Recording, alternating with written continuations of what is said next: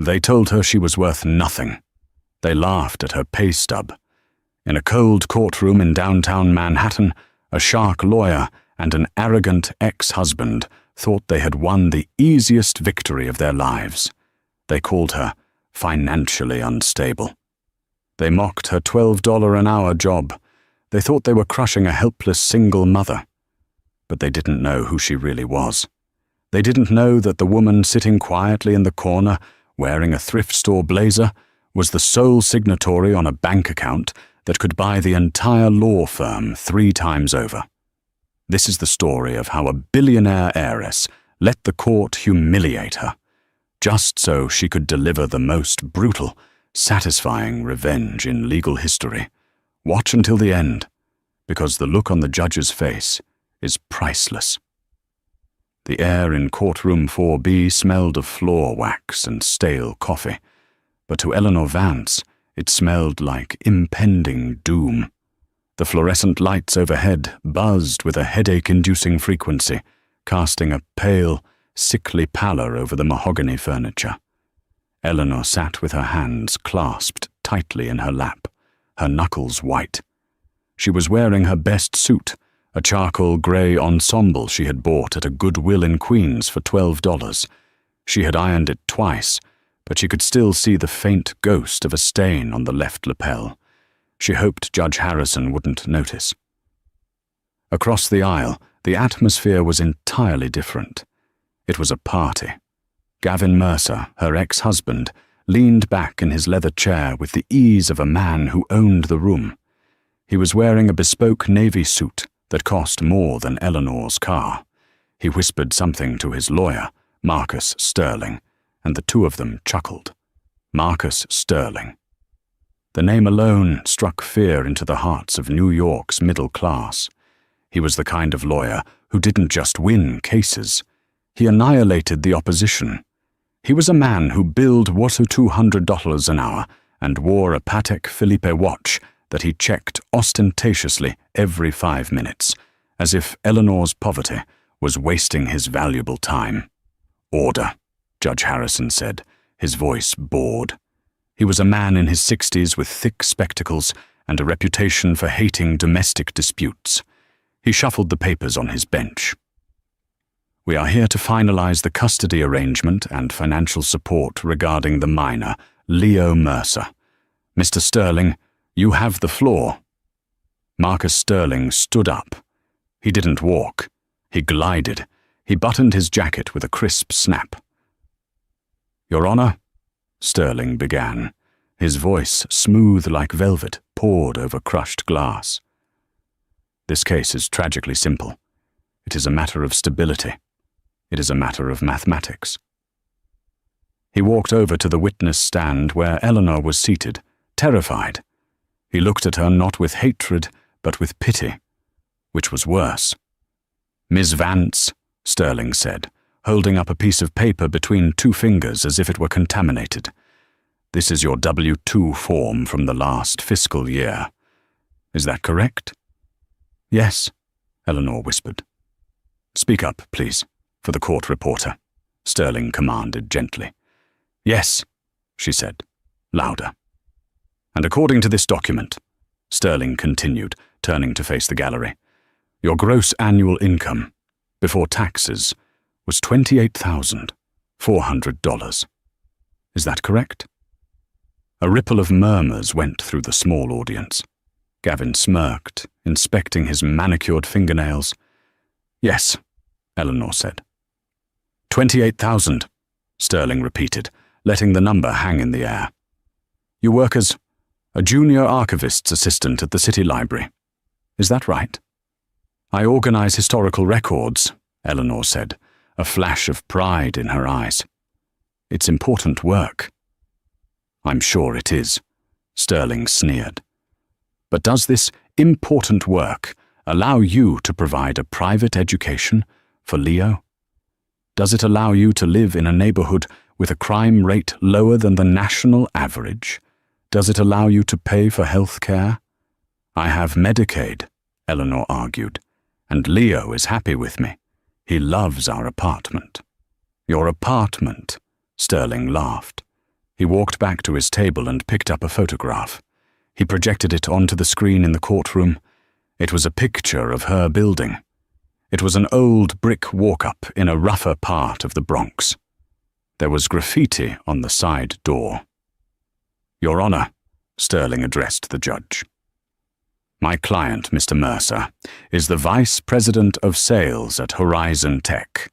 He earns upwards of $400,000 a year, excluding bonuses. He lives in a gated community in Westchester. He has set up a trust fund for Leo. He has hired a live-in nanny with a degree in child psychology." Sterling turned back to Eleanor, closing the distance between them. He leaned in, his cologne, something expensive and musky, filling her nose. "Miss Vance, let's be honest. You are drowning. You are buying groceries with coupons. You are one flat tire away from bankruptcy. To grant you custody would be negligence. You simply cannot afford to be a mother." The words hit Eleanor like a physical blow. Cannot afford to be a mother. Gavin let out a short, audible laugh. "She can barely afford to be a person," he muttered, loud enough for the front row to hear. "Objection." Eleanor's lawyer, a frazzled, overworked public defender named Sarah Jenkins, stood up. Sarah was 26, eager and completely out of her depth. "Counsel is being argumentative and insulting." "Sustained," Judge Harrison sighed, rubbing his temples. "Mr. Sterling, stick to the facts." "The facts are, Your Honor," Sterling said, spreading his arms wide, "that Miss Vance is destitute. She is financial dead weight. My client is willing to offer her, shall we say, a generous stipend. $500 a month, in exchange for full custody and her relinquishing all parental rights. We believe this is the only way to ensure the child isn't raised in squalor. $500. It was an insult. It was a crumb thrown to a starving dog. Eleanor looked at Gavin. He winked at her. A cold, soulless wink. He didn't want Leo because he loved him. He wanted Leo because he didn't want to pay child support. He wanted to win. To Gavin, people were possessions. "I won't sign," Eleanor said, her voice trembling but clear. "I won't give up my son." Sterling sighed, shaking his head theatrically. "Your Honor, if the defendant refuses to see reason, we move to request a full financial audit. We believe she may be hiding debt. We want to prove, beyond a shadow of a doubt, that she is financially insolvent." "Order," the judge said. "Ms. Vance, do you have any other sources of income? Any assets not listed?" Eleanor looked down at her hands. She thought about the heavy, leather-bound binder sitting in her tote bag under the table. The binder she had promised herself she wouldn't use unless it was life or death. She looked at Gavin's smug face. She looked at Sterling's predatory grin. "No, Your Honor," Eleanor lied. "I live on my salary." "Then God help you," Judge Harrison muttered. "Court is adjourned for recess until 2 p.m. At that time, I will issue my ruling on custody." The gavel banged. The sound echoed like a gunshot. Gavin walked past Eleanor as he left the courtroom. He leaned down, his lips brushing her ear. "You should have taken the 500, Elle," he whispered. "Now you're going to lose him, and you're going to end up on the street."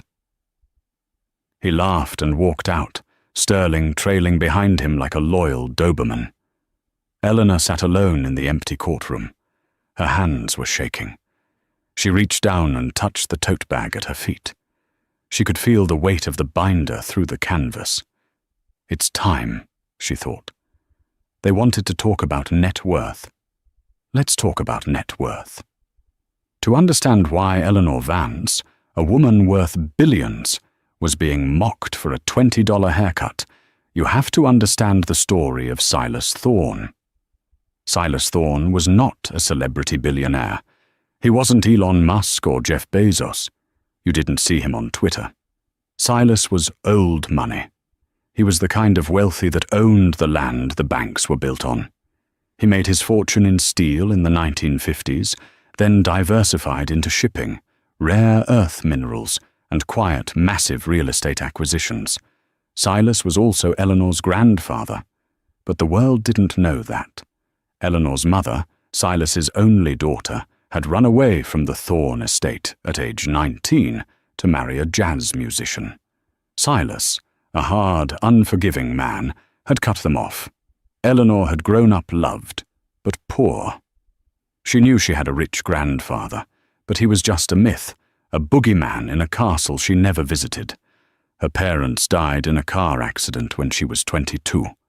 Eleanor was left alone, working through college, meeting Gavin, falling in love, and realizing too late that Gavin was a narcissist who only loved the idea of a pretty wife, not the human being.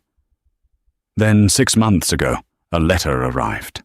It wasn't a standard envelope. It was thick, cream-colored vellum with a wax seal. It was delivered by a private courier who waited for her to sign for it. Silas Thorne was dead, and he had been watching her. Eleanor remembered the day she went to the reading of the will. It wasn't in a lawyer's office. It was in a private library in a townhouse on the Upper East Side.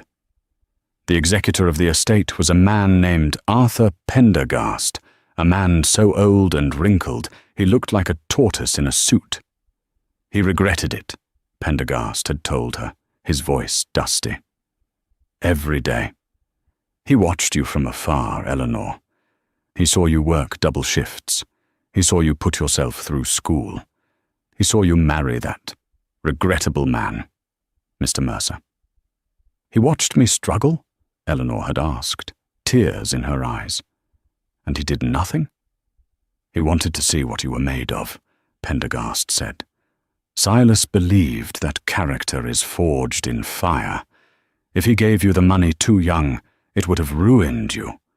But he saw you leave your husband. He saw you fight for your son. He saw that you are good. Pure. Pendergast had opened the portfolio. He left you everything, Eleanor.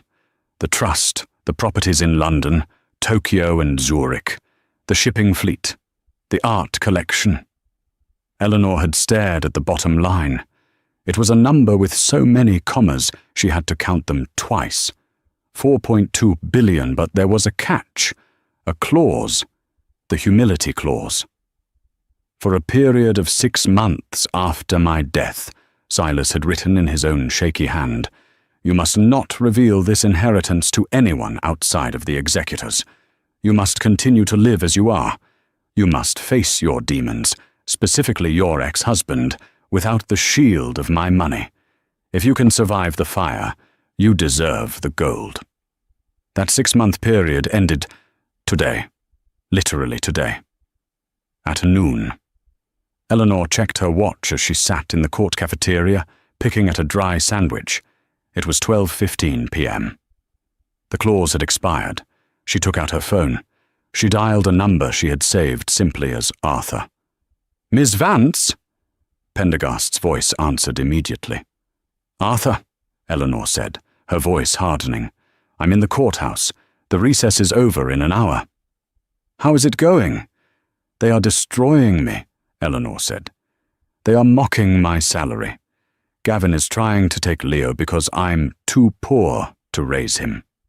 Ah, Pendergast said. She could hear the smile in his voice.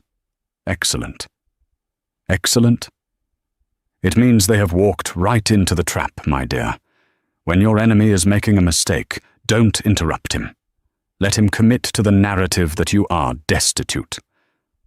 I need the papers, Arthur. I need the full disclosure. The binder I have is just the summary. I need the certified proof of funds. I need the property deeds. I am already en route, Pendergast said. I am in the town car. I have the entire legal team from Thorne Enterprises with me. We are 3 blocks away. The legal team? Miss Vance, you are the head of a multinational conglomerate now. You don't walk into court with a public defender. You walk in with an army. Eleanor felt a shiver go down her spine. It wasn't fear anymore. It was adrenaline. Arthur? Yes, madam. Bring the red binder, the one with the acquisition targets. The acquisition targets, but we are focusing on the custody case. I know, Eleanor said, looking across the cafeteria where Gavin was laughing loudly, pointing at her while talking to a colleague. But I've decided I don't just want custody. I want to buy the company he works for, and I want to fire him. There was a pause on the line. Then a dry chuckle. Very good, madam. We will see you in 45 minutes. Eleanor hung up. She took a bite of her sandwich.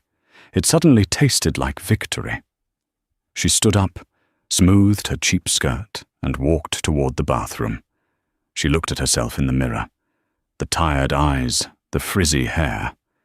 She reached into her bag and pulled out a tube of lipstick. It was a deep, blood red. She applied it carefully. Gavin Mercer thought he was fighting a sheep. He was about to find out he was locked in a cage with a lioness. The clock on the wall ticked over to 2:00 p.m. The sound was amplified in the silence of the courtroom. Judge Harrison returned to the bench, looking as though he had enjoyed a heavy lunch and was ready to wrap this case up quickly. He adjusted his glasses and looked down at Eleanor, who was sitting alone at her table. Her public defender, Sarah, was nervously shuffling papers, looking defeat in the eye.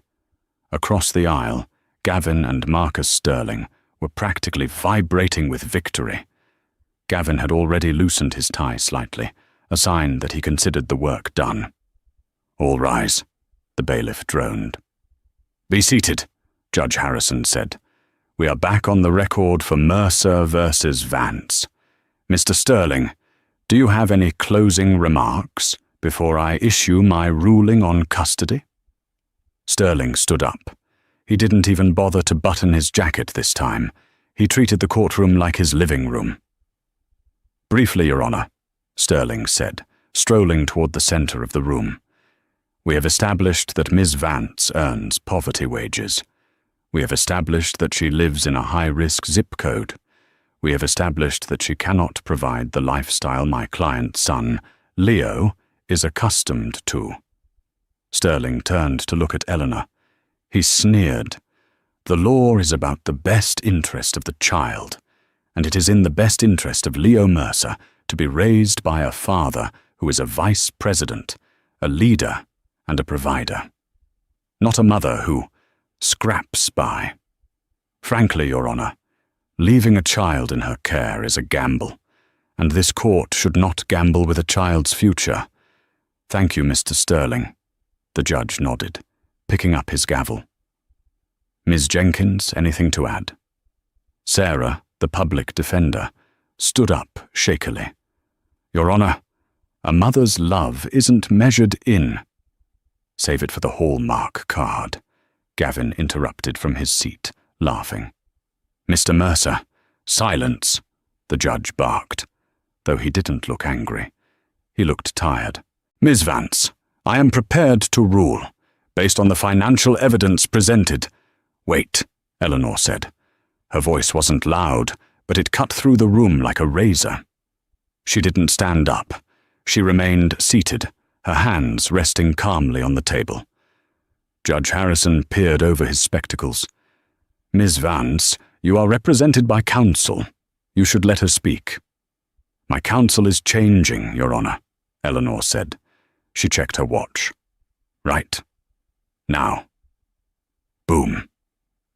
The double doors at the back of the courtroom didn't just open. They were thrown wide with a heavy, authoritative thud. Every head in the room turned. Gavin twisted in his chair. Sterling frowned. The judge froze. Walking through the doors was Arthur Pendergast. The elderly man moved with a surprising vigor, his silver cane tapping rhythmically on the floor. But it wasn't Arthur who stopped the breath in Gavin's throat. It was the 5 men walking behind him. They were dressed in identical, immaculately tailored black suits. They carried leather briefcases that looked like they cost more than Eleanor's car. They didn't look like normal lawyers. They looked like sharks that ate other sharks. They moved in a V formation, flanking Arthur like a phalanx of Roman soldiers. The energy in the room shifted instantly. The air pressure seemed to drop.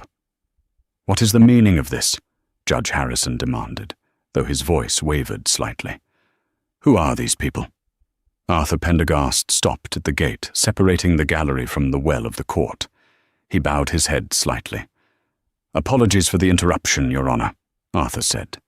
His voice was old, but it carried the weight of a century of authority. "I am Arthur Pendergast, senior partner at Thorne, Pendergast, and Roth. I am entering my appearance as lead counsel for Ms. Eleanor Vance." Sterling let out a scoff. "Thorne, Pendergast, and Roth? Never heard of them. This is a delay tactic, Your Honor. And frankly, Ms. Vance can't afford a parking ticket, let alone a firm with 3 names.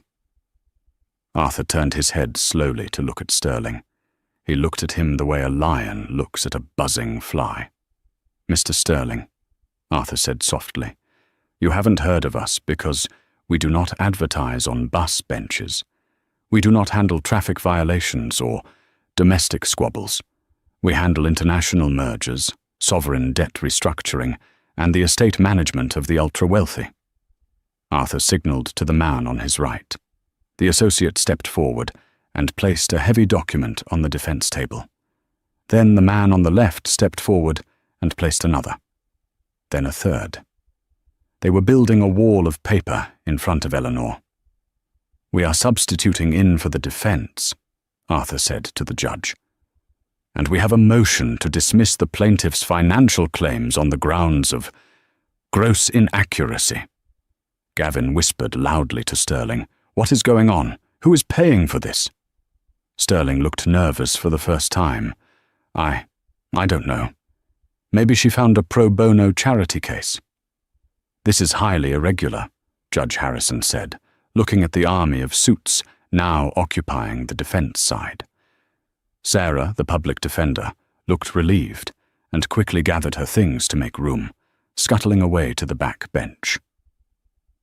"It is irregular," Arthur agreed, "but so is the accusation that Ms. Vance is destitute.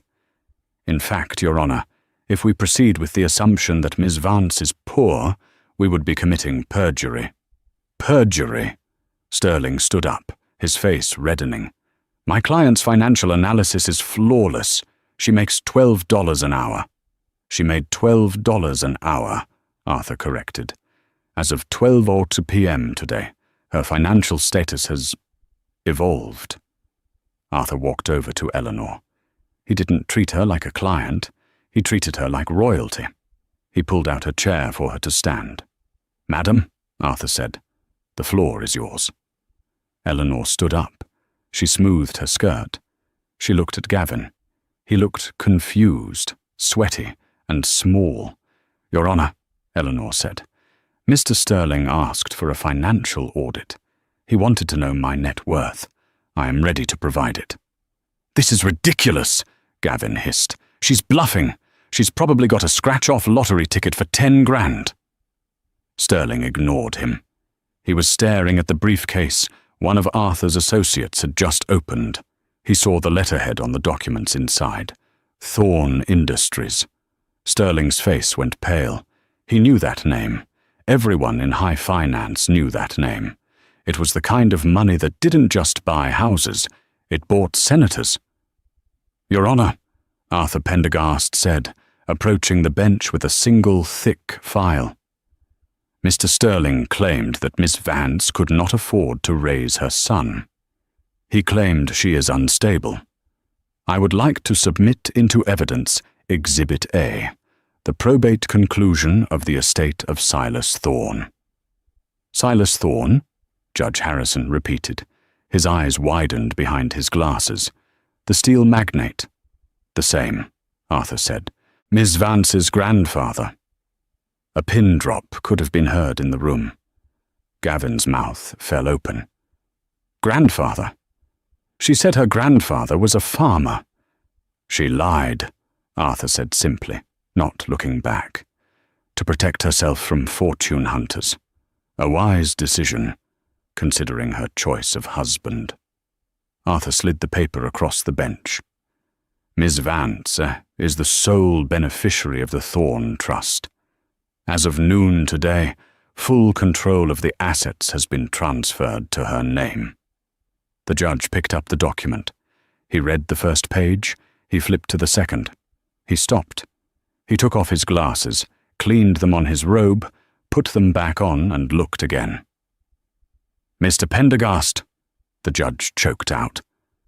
"Am I reading this figure correctly? Is this billions?" "With a B, Your Honor," Arthur said crisply. $4.2 billion in liquid assets, stocks and bonds, plus a real estate portfolio valued at another $1.5 billion. The courtroom erupted. "Objection!" Sterling screamed, though he didn't know what he was objecting to. This is fabricated. It's a forgery." "Mr. Sterling," the judge said, his voice dropping to a dangerous whisper. "I am looking at a certified bank letter from the Bank of Zurich and a notarized federal tax release. Unless you are accusing the Swiss government of forgery, sit down." Sterling collapsed into his chair. Eleanor walked slowly toward the center of the room. She stood directly in front of Gavin. "You said I was drowning," Eleanor said, her voice calm. "You said I was one flat tire away from bankruptcy." Gavin looked up at her. His arrogance was gone, replaced by a greedy, desperate glint in his eyes. "Elle," Gavin stammered. "Elle, honey, why didn't you tell me? My God, we're rich. We can—" "We?" Eleanor raised an eyebrow. "There is no we, Gavin. We are divorced, remember." But spousal support." Gavin looked at Sterling. "Marcus, get on this. She has money now. I'm entitled to alimony. I supported her for 3 years. Sterling shook his head, looking defeated. "The prenup, Gavin. The one you insisted on." Eleanor laughed. It was a cold, sharp sound. "That's right," she said. "When we got married, you made me sign a prenup because you thought I was after your pathetic $400,000 salary. You waived all rights to my future assets to protect your fortune. You played yourself, Gavin." The judge cleared his throat.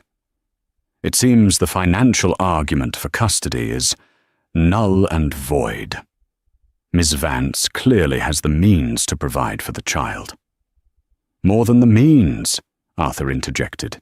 "We have already enrolled young Leo in the St. Jude's Academy for Gifted Children. We have purchased a townhouse in Tribeca with a dedicated nursery wing, and we have hired the former head of security for the governor to ensure his safety." Arthur turned to Sterling. "Compare that to your client's rented condo in Westchester and his, what was it, a nanny with a psychology degree?" Sterling rubbed his forehead. He knew when he was beaten. "Your Honor, we request a recess to re-evaluate our position." "Denied," Judge Harrison said, slamming the gavel. "I've heard enough. Custody is awarded to the mother, Ms. Vance. Mr. Mercer will have visitation rights every other weekend, supervised, pending a review of his living situation." "Supervised?" Gavin shouted, standing up. "I'm a vice president. I'm a respected businessman. You can't treat me like a criminal." "Sit down, Mr. Mercer," the judge warned. "I won't sit down," Gavin yelled, his face purple. "This is a fix. She's buying the court. She's—" "Mr. Mercer, one more word, and I hold you in contempt." Gavin slumped back down, fuming. He glared at Eleanor. "You think you've won? You think money makes you better than me? I'm still the VP of Horizon Tech. I still have a career. You're just a lucky girl with a dead grandfather." Eleanor smiled. It was the smile of a predator who had just spotted fresh meat. She turned to Arthur Pendergast. "Arthur," she said, loud enough for the microphone to catch. "Give me the red binder." Arthur smiled. He reached into his briefcase and pulled out a binder bound in bright crimson leather. "What is that?" Gavin asked, his eyes darting between Eleanor and the book. "This," Eleanor said, flipping it open, "is a list of companies my grandfather's firm was looking to acquire before he died. He liked to buy distressed tech companies, companies with bad leadership, companies like Horizon Tech." Gavin's face went from purple to ghost white. "No," he whispered. "Horizon Tech is a publicly traded company," Eleanor said, reading from the page. "Market cap is 300 million. Small change." She looked at the judge. "Your Honor, if we are done with the custody ruling, I have some business to attend to. I need to make a phone call to the board of directors at Horizon Tech." "You can't do that," Gavin squeaked. "I can," Eleanor said. "I own 51% of the voting stock as of 10 minutes ago." She held up her phone. A transaction confirmation was on the screen. "Arthur bought the controlling stake while we were arguing about child support," Eleanor explained casually. "Why?" Gavin whispered. "Why would you buy my company?" "Because," Eleanor leaned in close, so only he could hear, "I don't like the way the vice president of sales treats women. I think it's time for a restructuring." "Court is adjourned." Judge Harrison banged the gavel, hiding a smile behind his hand. The drive from the courthouse to the headquarters of Horizon Tech took 20 minutes. Eleanor rode in the back of a black Rolls-Royce Phantom that Arthur had waiting at the curb. Gavin had to take an Uber. Eleanor didn't go home to change. She wore her $12 thrift store suit. She wanted them to see it. She wanted them to know exactly who was firing them. When she arrived at the glass and steel tower of Horizon Tech, the lobby was already in a panic. News travels fast in the digital age. The stock ticker in the lobby showed Horizon Tech shares skyrocketing, mostly because a mystery buyer had just swallowed the majority of the volume. The receptionist, a young woman named Chloe, who had once rolled her eyes at Eleanor when she came to pick Gavin up for lunch, looked up. Her face went slack. Behind Eleanor stood Arthur and the 5 men in black suits. "I'm here for the emergency board meeting," Eleanor said. I don't have you on the list, Ms. Vance," Chloe stammered. "Mr. Mercer is on his way. He called and said, 'Mr. Mercer works for me,'" Eleanor said, walking past the desk. "He just doesn't know it yet." She took the executive elevator to the 40th floor. The boardroom was chaos. 6 older men in grey suits were shouting at each other. The CEO, a man named Robert Sterling, no relation to the lawyer, but just as arrogant, was pacing the head of the table. "Who is this Thorne estate?" Robert was yelling. "They can't just host a hostile takeover in the middle of a Tuesday." The doors opened. Eleanor walked in. The room went silent. "Gentlemen," Eleanor said. She walked to the head of the table. Robert stood there, blinking. "Excuse me, miss," Robert said. "This is a closed meeting. You're Gavin's wife, right? Or ex-wife? Look, Gavin isn't here. You need to wait in the lobby." "Actually, Robert," Arthur Pendergast said, stepping out from behind Eleanor, "she needs to sit in your chair." "Excuse me?" Arthur placed a single sheet of paper on the mahogany table. "Notice of majority ownership. Ms. Vance represents the Thorne interest. She controls the board, effective immediately." Robert looked at the paper. He looked at Eleanor. He looked at her cheap suit. He looked at the faint stain on her lapel. "You?" Robert scoffed. "The librarian?" "Archivist," Eleanor corrected. "And yes, me."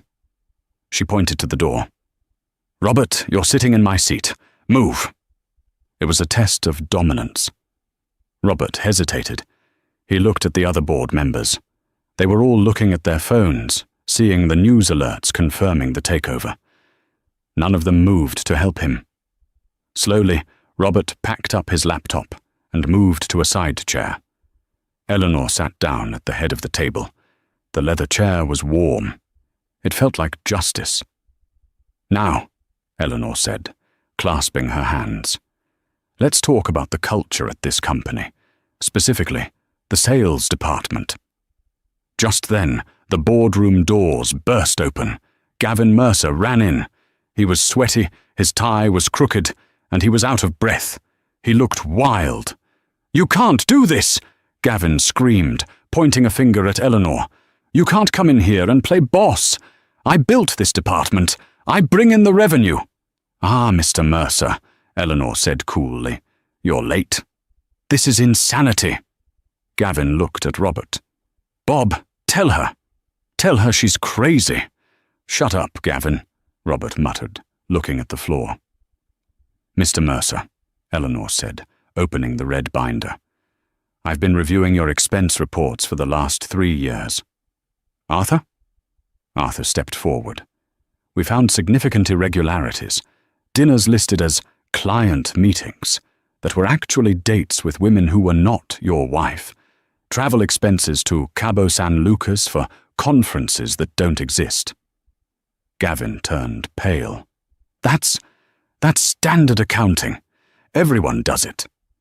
"Not at my company," Eleanor said. She stood up. "Gavin Mercer, you are terminated for cause, effective immediately. You will receive no severance package.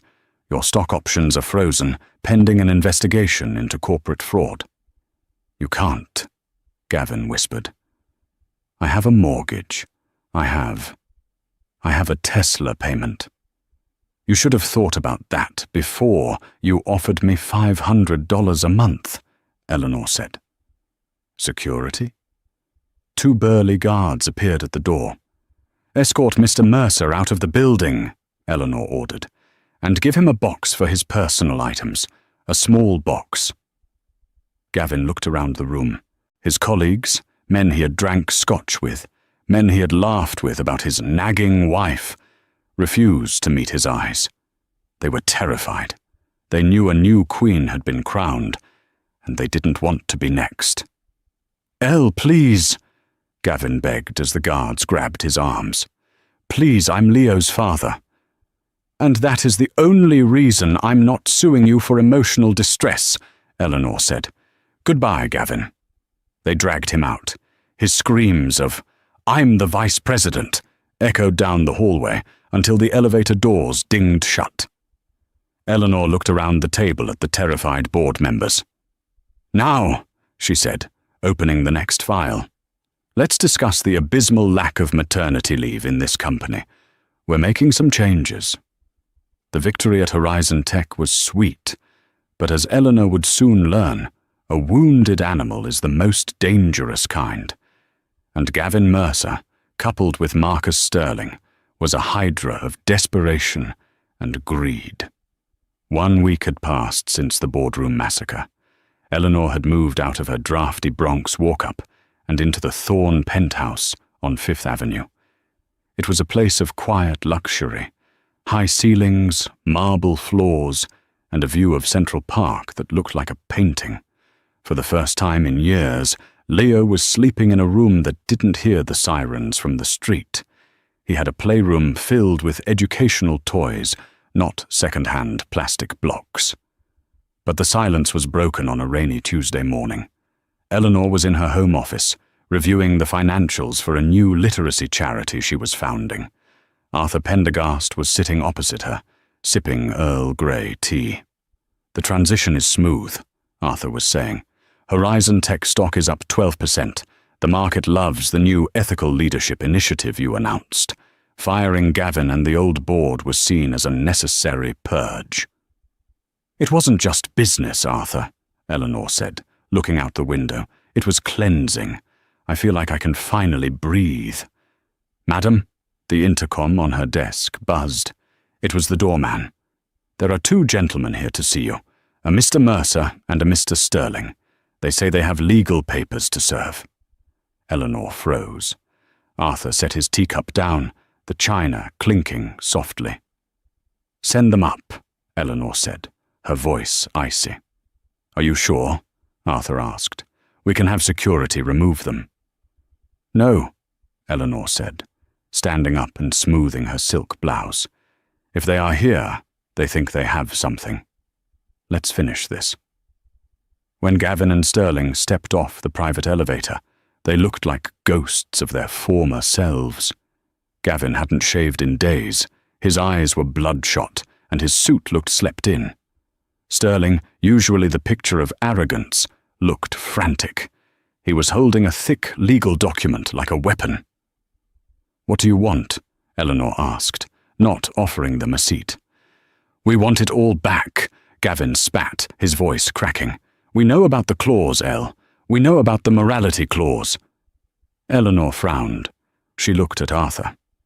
Arthur remained impassive, his face a stone mask.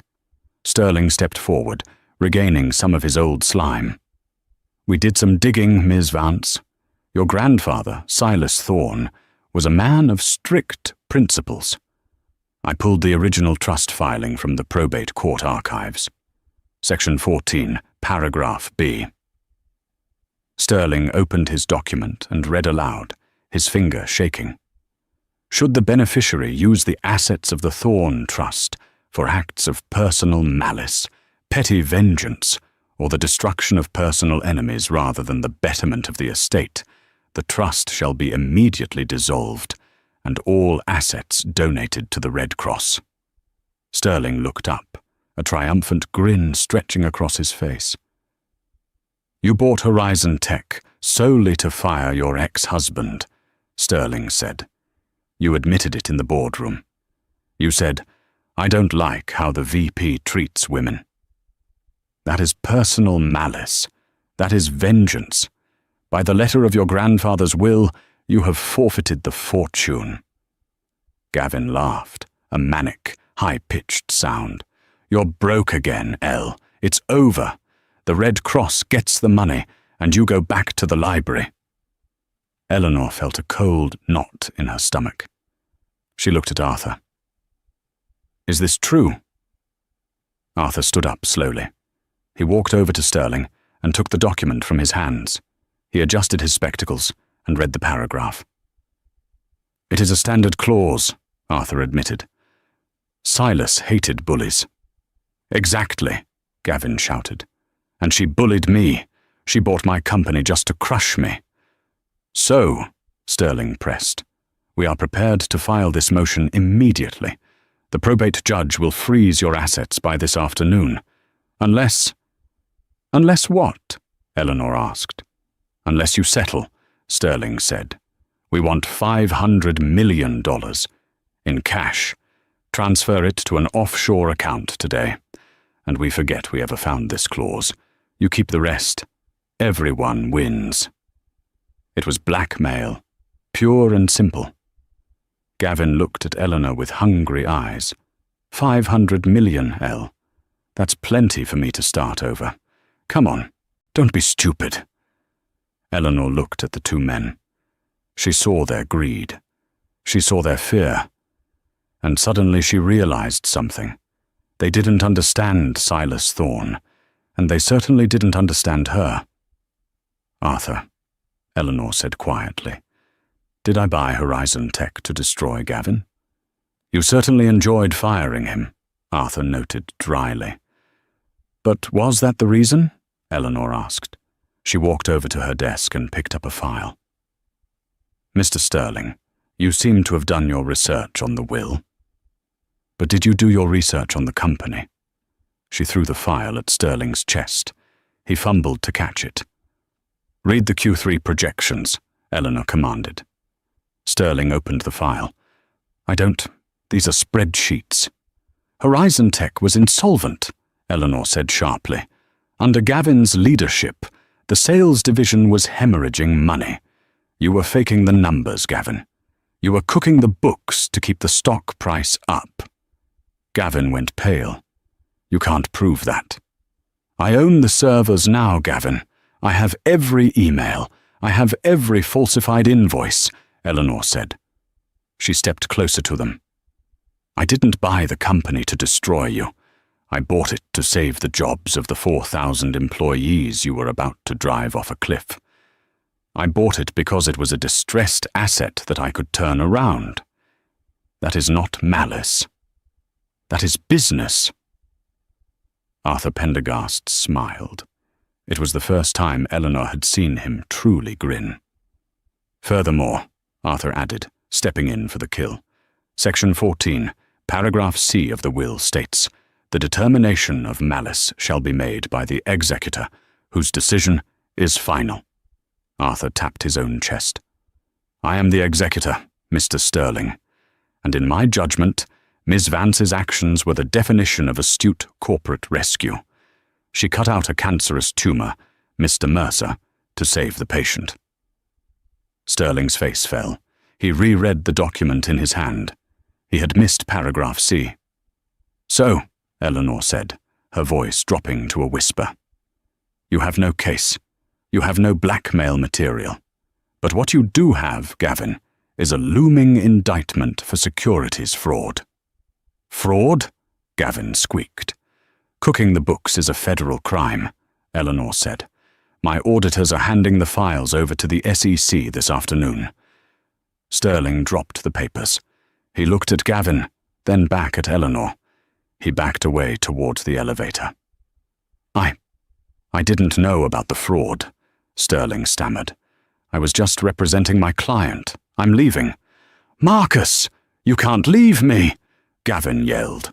"You lied to me, Gavin," Sterling shouted, pressing the elevator button frantically. "I'm not going to jail for you."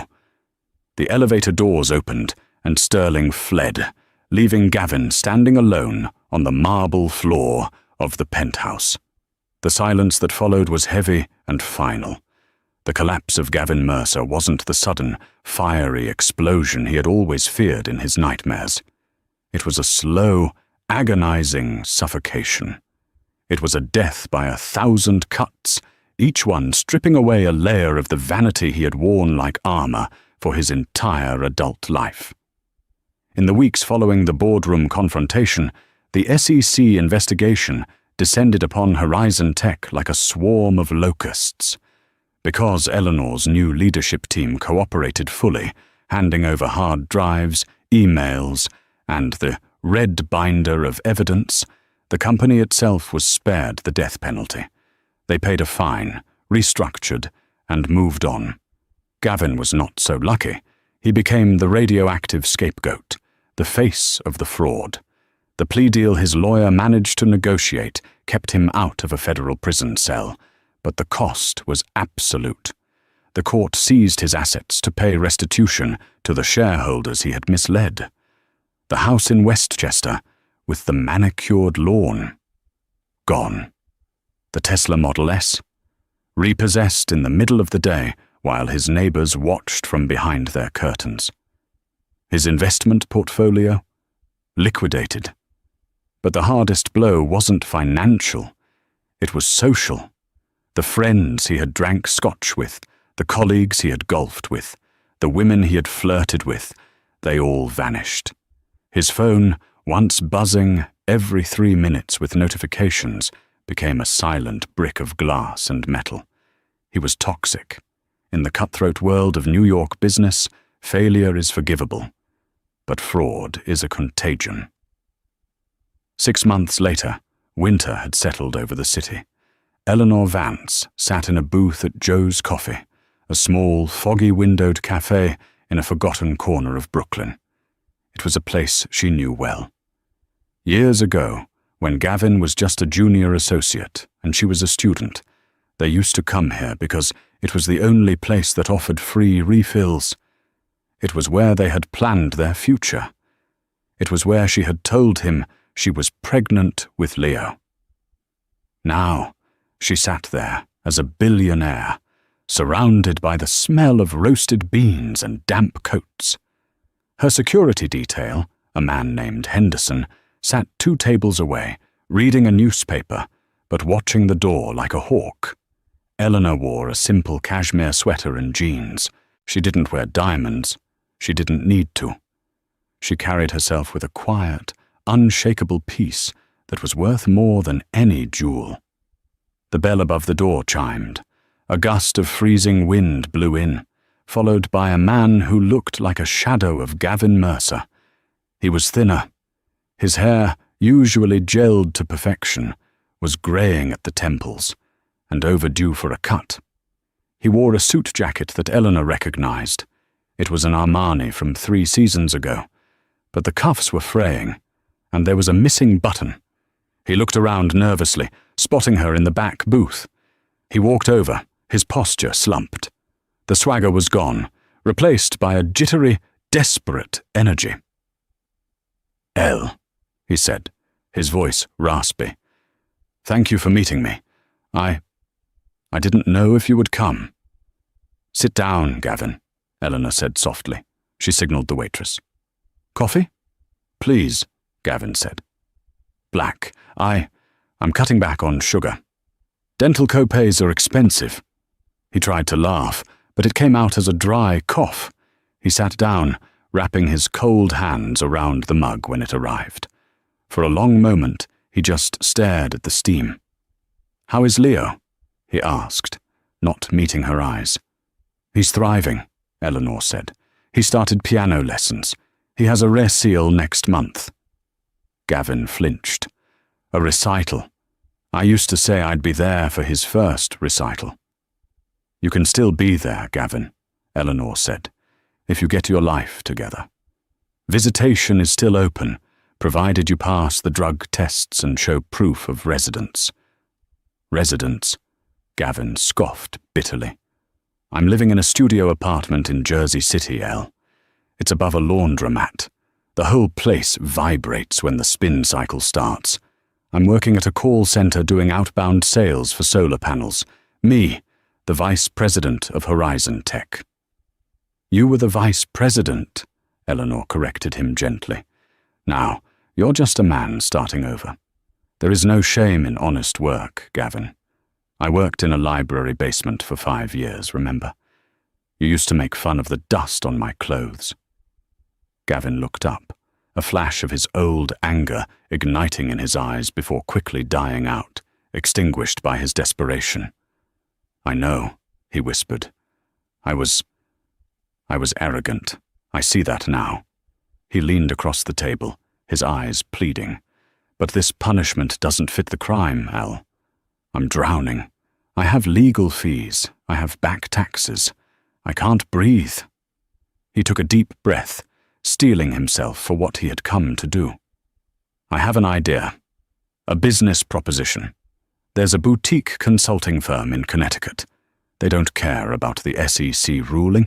They want my expertise. But I need a buy-in. I need capital to become a partner." "How much?" Eleanor asked, her face unreadable. 50,000, Gavin said quickly. Or maybe 75, just to be safe." "It's nothing to you, Elle. You have billions. You make that in interest every hour. It's a drop in the bucket."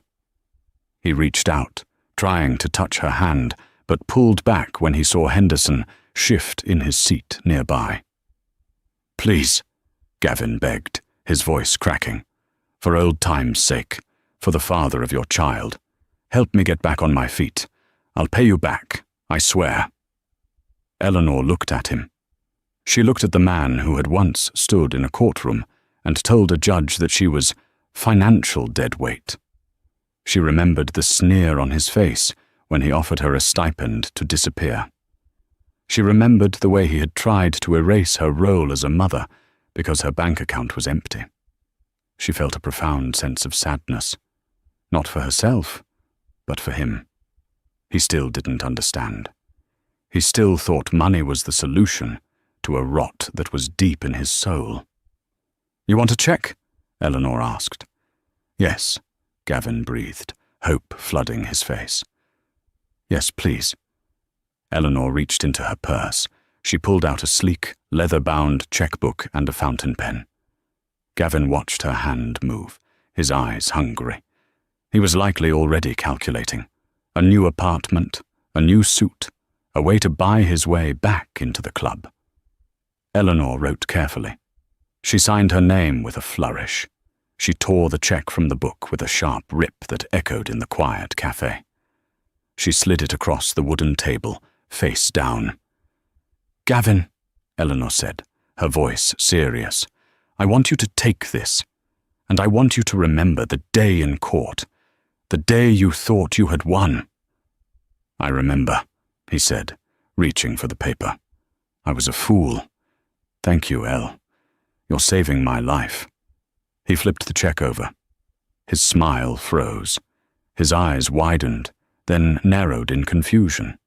He brought the paper closer to his face, as if he couldn't read the handwriting. "Pay to the order of Gavin Mercer. Amount $500. Memo. Charity." "Five," Gavin stammered. $500? He looked up at her, his face flushing a deep, humiliated red. "Is this a joke? You missed the zeros. You meant 50,000, right?" "No, Gavin," Eleanor said, capping her pen and placing it back in her bag. "I didn't miss anything." $500, he hissed, his voice rising. "This is an insult. I can't start a business with this. This barely covers my rent." "It's not for a business," Eleanor said, her voice turning cold and hard as steel. "It's for you to survive. Do you remember the offer you made me, Gavin? Through your shark lawyer?" Gavin went silent. The memory hit him like a physical blow. "You offered me $500 a month," Eleanor reminded him. "You stood in front of a judge and said that was a generous amount for a woman of my station. You said it was enough to keep me from squalor." She leaned in closer. "If it was enough for the mother of your child, then surely it is enough for you." Gavin stared at the check. His hands shook uncontrollably. He wanted to rip it up. He wanted to crumble it into a ball and throw it in her face. He wanted to scream that he was a vice president, that he was a king, that he deserved more. But he couldn't. He looked at his frayed cuffs. He thought about the empty refrigerator in his studio apartment. He thought about the overdue electric bill. He needed that $500. He needed it more than he had ever needed anything in his life. Slowly, painfully, Gavin folded the check. He put it in his breast pocket.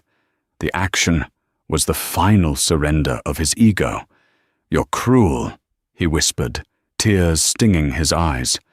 "No, Gavin," Eleanor said, signaling Henderson that it was time to leave. She stood up, looking down at him one last time. "I'm not cruel. I'm just giving you exactly what you said I was worth. I'm letting you live by your own standards." "Goodbye, Eleanor," he choked out. "Goodbye, Gavin." Eleanor walked out of the cafe and into the crisp winter air. She didn't look back. She didn't need to. She walked toward the waiting Rolls-Royce, where the driver held the door open for her. As she settled into the soft leather, her phone buzzed. It was a text from Leo's piano teacher, sending a video clip of him practicing his scales. He looked happy. He looked safe. Eleanor smiled. The billions in the bank were security, yes. But the real victory wasn't the money. It wasn't the penthouse or the private jets. The real victory was the freedom to walk away from people who tried to make her feel small. She watched the city pass by through the tinted window. Eleanor Vance had survived the fire, and she had come out not just gold, but diamond, unbreakable, brilliant, and finally, truly free. And that is the incredible story of Eleanor Vance. It's a powerful reminder that the person you mock today might be the person holding the keys to your future tomorrow. Gavin Mercer measured people by their wallets, and in the end, he found out that character is the only currency that really matters. He lost his family, his career, and his dignity because he couldn't see the value of the woman standing right in front of him. If you enjoyed this story of justice and karma, please hit that like button. It really helps the channel grow. And if you want more stories about underdogs getting the ultimate revenge, make sure to subscribe and turn on notifications so you never miss a video. What would you have done if you were Eleanor? Would you have given Gavin the money? Let me know in the comments below. Thanks for watching.